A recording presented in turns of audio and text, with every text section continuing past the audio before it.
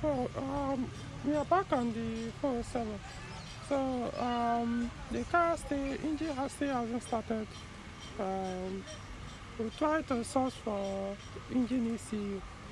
The two they brought, we called the technician to see if we can pair with the PSI. That one did not work. Then I've also tried to search for the complete kit. BSI unit, engine ECU and kick. I couldn't find the one. There's somebody in Abuja that has, but the BSI unit is different, not the model of this car, the one here, so that wouldn't work. So what I intend to do is, while we are sourcing for the BSI engine ECU kit, I'll try something else. I will change the engine speed sensor. This is spare one I have. Tried it, same thing. So a few minutes ago, I pulled out the fuel injectors, coiled the engine, and yeah, I could see the spray pattern. It works according to the timing. So the injectors spray fuel one after the other. So which means the engine ECU part that controls the fuel injectors work. Then what refused to work is the spark plug, because even when we grounded the spark plug, it still didn't work. It didn't produce any spark. No spark plug with ignition coil. So see what I'm going to do. Going to get a fuse box. I have a spare fuse box. I've actually been uncomfortable to mount it because the fuel pump is faulty. That's burnt. But this will change the connector. So what we'll do is I'll bring down my fuel pump, spare one, complete assembly, mount it since the connector has been changed. Then put my own spare fuse box, PSM that I know that is working, mount it, just to rule it out that's why the ignition coil is not getting any power. So if it still refuses to start, then I will know the engine ECU. It has to be. Now someone else has a new engine ECU. So, but the owner is not comfortable considering that if eventually we buy it and program it, and this, for some reason the car still engine refuses to start, you can't return it. So that's the truth. See, the way I do things, if it was this is my car, I'll go for the new one. Because as far as I'm concerned, the BSI unit is not the cause of this, so we have to rule out by using a new engine ECU. Or you can't get used one here in Abuja, complete kit that will come with the BSI, engine ECU, and the kit. So had it been that one is available, you can say okay, at least that one, if it doesn't work, it can return. So which makes sense. But the reason why I probably will go for the engine ECU is because if you want your mileage to remain factory without tampering, that's the best route to go. Because if you put another BSI in, it's going to tamper the mileage and the instrument panel. But then, this one itself doesn't even show. Since that display that shows the mileage has faded. It can be replaced to work anyway, but the point is, not everybody is bothered about mileage, tampering, or alteration, or changing. I know in situations like this, that will be the least of your worries. So we'll do that, give it a trial, but I can understand why it's not comfortable buying a new engine ECU, knowing that I'm just working with, really, you have to rule things out. There are a lot of electrical issues on this car. We've been able to rule out the wiring harness, engine wiring harness. ABS is I don't even know what's wrong, as in almost all the wheel sensors are not working. In fact, at the point I was okay, what if that is what is making the car not to start, even though it shouldn't? So I disconnected it to find the engine to see if it will start. But it shouldn't anyway, because I know you can start the for 407. You can start the vehicle with the ABS block disconnected, and one with it not even connected. So it's not a big deal. I don't think ABS will make the 407 not to start if it's faulty, especially on a manual car. If it's 307 T5, yeah, it could cause that. I know some 307, especially T5, if the ABS fails, depending on how it fails, the car will not start.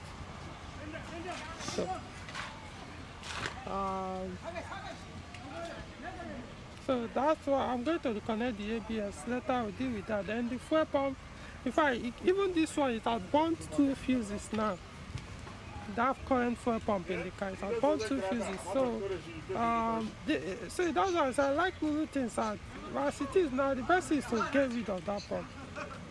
But unfortunately, the owner is not comfortable spending money now. But it's just like if you take a car to a dealership, they don't care. They will give you a list of everything that is wrong with the vehicle that will need to be replaced. You have to change them till you get to the culprit. So you say, oh no, I want this to work first before I start changing things.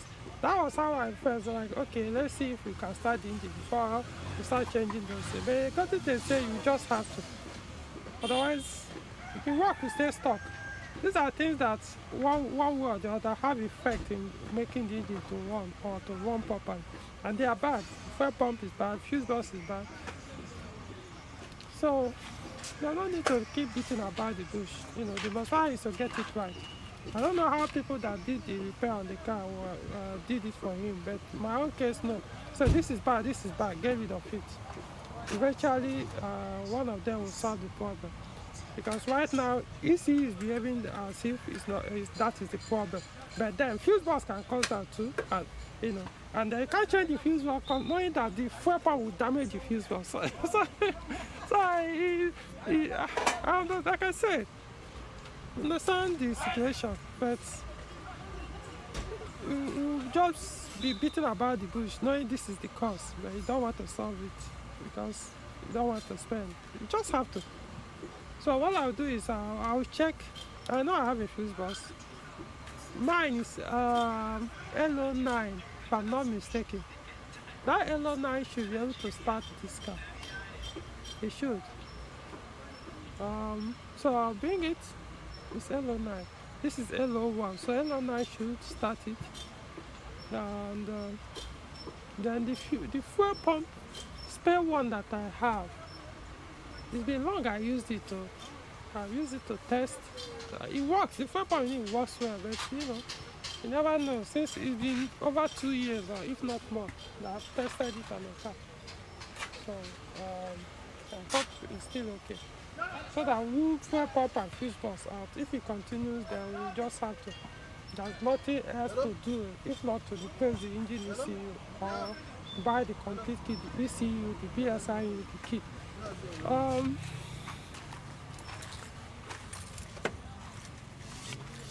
So if I were to show you guys some of the faults that's coming up, let's see. Oh, the display, it doesn't even show mileage, so it's pointless. So you can even put a user without bothering about it.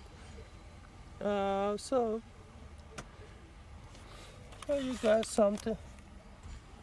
So these are the faults it's showing now. You can see the fuel pump is showing permanently fault, the relay. So right now the bypass is the automatic transmission relay that is running the fuel pump now.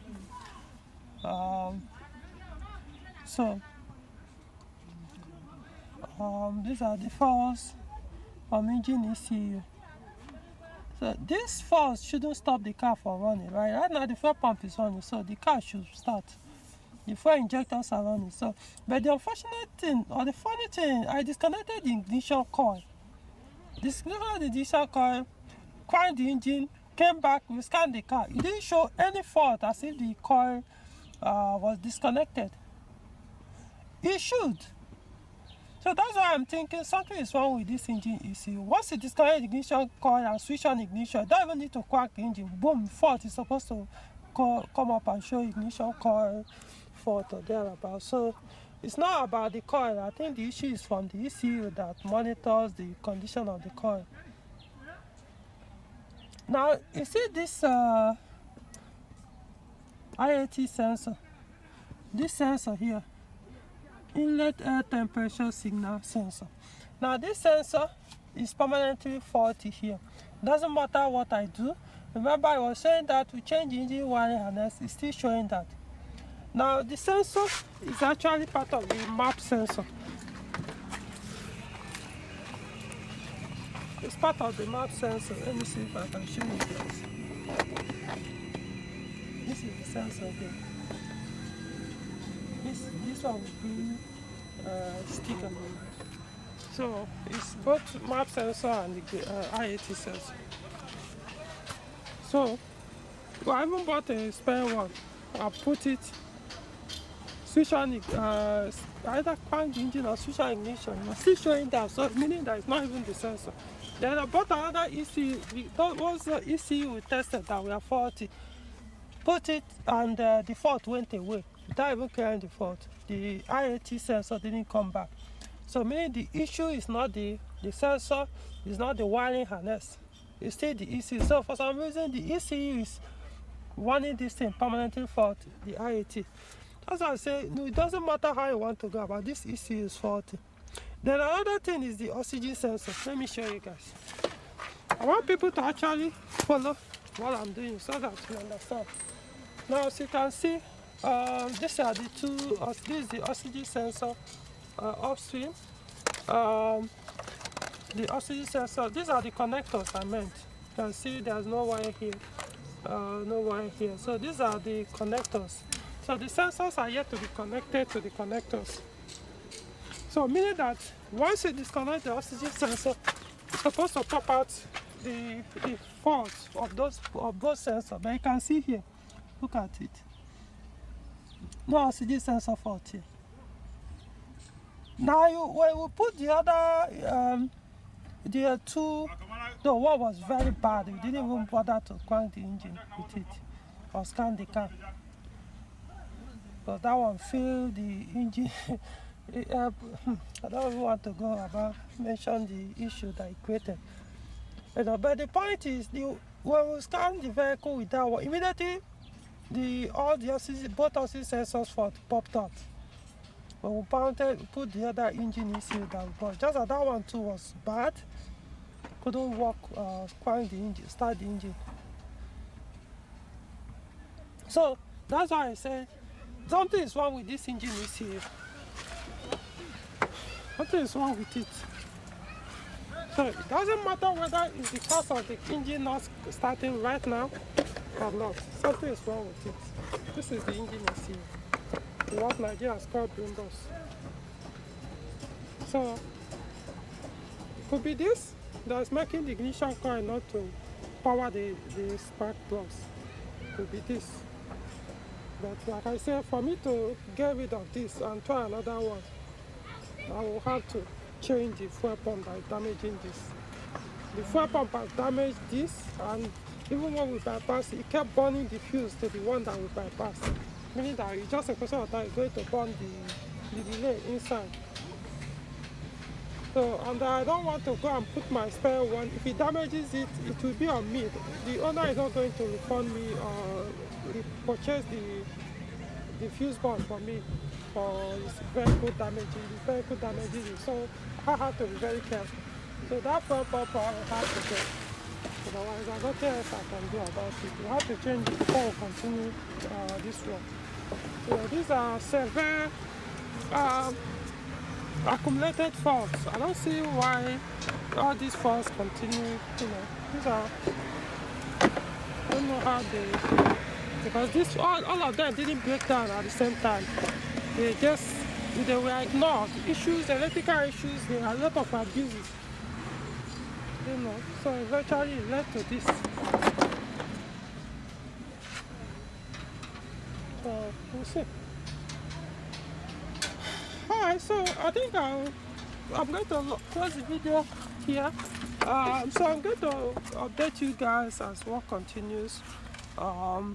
So guys, I will advise you be very careful who you give your car to repair for you. This is not a joke.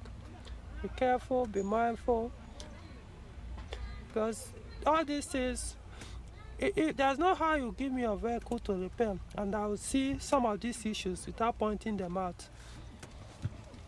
Because to be honest, I'm surprised how the person that changed the engine did not see the condition of the engine wiring harness and didn't talk about it. I just mounted the engine, mounted the wire in that condition, which eventually led to the burning of this current engine you see. And there's no how you'll be doing this without knowing that, hey, this ABS is terrible. It's in a terrible condition. None of the ABS wheel sensors are working. Was it intentionally disconnected or not? I do not know. But I pointed it out to the owner, so the focus now is to first, when the vehicle starts, then we'll find out why. What's wrong with the ABS? The whole wheels are not working. Then how come the fuel pump was burnt, like the way this connector and the pump itself got burnt? Should have scared whoever that was repairing this car for the owner that, hey, this thing can even lead to burning of this car. It was that bad. And that should have also, experience should have taught the person that was what killed the fuse box. So they should have sorted it out and then later sort this fuse box out. Rather than keep bypassing. Even this fan, I don't know why it was bypassed, because I remember that was long ago when I was repairing this car. Few years ago. That should be 20, maybe 17 or so. I know I've done repaired this car in the past. The fan was factory, if I remember correctly. I'm trying to remember. I think the fan was factory connected, so because now it's been bypassed. Maybe because the thermostat has failed, so it doesn't control the fan anymore. Maybe not, but I don't know why it was bypassed. So the idea, what I usually tell people is, for EW7A, there are engine ECUs that do not need this sensor on the thermostat. In that case, your fan will work like every other 407. Because with this one, your fan will come up at 105 degrees Celsius with the low speed, so you can actually push this thing high. And if you put the thermostat without this, if you don't mount this model of thermostat, your fan will not come up at all. Even if you do, it will be at high speed, so which is not safe. These are the things you need to understand the system before you start to bring up these abuses. Even if the engine ECU do not have the one that runs without this sensor, there's a total type of device you can use to control the fan at low, 90, 95, 98 degrees Celsius to come out, which I've mentioned. You can use it to be triggering the fan so that it comes up at lower temperature rather than bypass it completely like this. This probably was one led to the death of the previous engine, because you can see there's no thermostat anywhere. Yeah, no thermostat in the engine. So this newly purchased used engine will virtually fail as well. As long as it doesn't have thermostat, the fan is running constantly. It's going to kill it. I don't think about it. So guys, these are the things. I don't know, man. So learn from this video. Learn. So I'll take my time and start correcting a lot of things. Once the vehicle starts, some of these things will have to be corrected. If the owner chooses not to, it's up to the person anyway. My own is to tell you this is the right thing to do. And if you get a point, if you insist, no, you must use it in that condition, I'll tell you, man, there are some things you have to give another person to do, not me. You know. Usually, once you bring a car to me and I see that the fan is bypassed, I won't even do any work until I reverse that fan. I won't do any work on that car till the fan is reversed. But in this case, The issue, the bypass had been disconnected though. It was disconnected before they got the car, so that's why I left it at let me start and then we'll talk about the car. Anyway, you can always use, there are some ECUs that I mentioned that I can use for EW7A that can work without this thermostat with the sensor. In that case, in the device fan, you won't have any problem. So we'll see how that one goes. So depending on the ECU you end up getting. You may not really know until you plug in the scan tool to check whether it can work without this that sensor and the thermostat. So I can find out from the number, but that will take a while. The part number and the ECU, go online to see if that one will have that number. But they're talking about it. I don't think I honestly will have the time. So the best option is mounting check.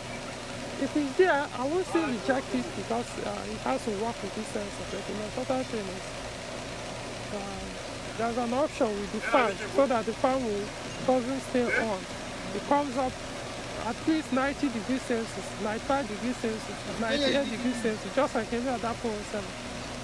Then you save your engine. Otherwise, you go to market sooner than you expect. Okay, so like the video, subscribe to the channel, and I'll see you in the next one.